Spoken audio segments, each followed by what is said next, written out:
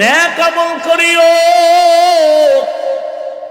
তবে শুধু ফরজ আমল করবা এটা না। আমার মালিক তাকাইছে, তুমি আমার মাওলার হুকুম মতো চলবা। ছোটখাটো আমলও যদি করো এটাও আল্লাহর কাছে অনেক দাম।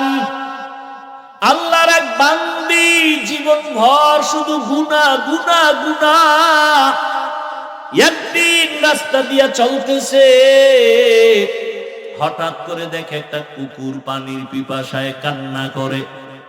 গুনাহগার মহিলা কুকুরের দিকে তাকাইয়া মায়া লাগছে, কুকুরের যদি একটু পানি পান করায় দিতাম মনে হয় কুকুরের কলিজা ঠান্ডা হতো।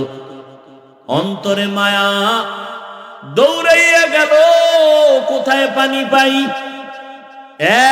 এক জঙ্গলের ভেতরে গিয়া পানির কূপ দেখিয়া দেখে পানি উঠাবার পাত্র নাই, অনেক নিচে। মহিলা চিন্তা করলো কূপের থেকে পানি উঠাবো কিভাবে, মাথায় ছিল বড় ওড়না পেঁচানো। দুনিয়ার সব আকাম করে, গুনাহগার নারী, কিন্তু মাথায় কি লাগানো বলেন না কেন? ওড়না। ছোট না বড়?